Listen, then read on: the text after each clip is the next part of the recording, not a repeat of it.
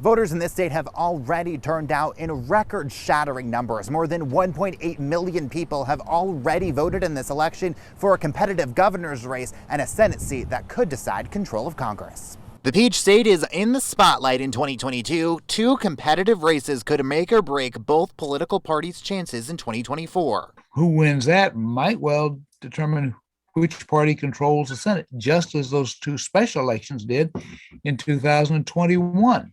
Charles Bullock is a political science professor at the University of Georgia. He says Tuesday's elections could determine if Democrats flipping the state in 2020 was a fluke or a sign of the party gaining ground in the traditionally red state. The biggest drop-off in participation was right up there in your coverage area up in northwest Georgia.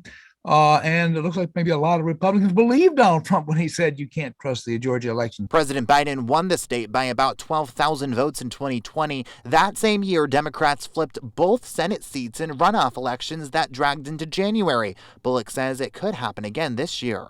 Because Georgia Senate seat might go to a runoff. Indeed, the polling indicates that's the likely situation. We might not know then which party controls the Senate for another month. Early voting totals in the state have already surpassed the record-breaking total set in 2018, a reflection of the critical importance set on Georgia's elections. Probably because it's just in turmoil everywhere, but here seems more.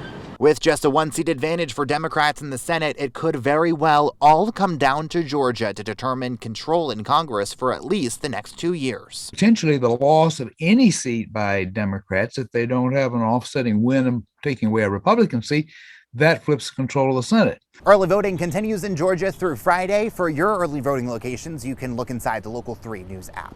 In Dalton, Liam Collins, Local 3 News.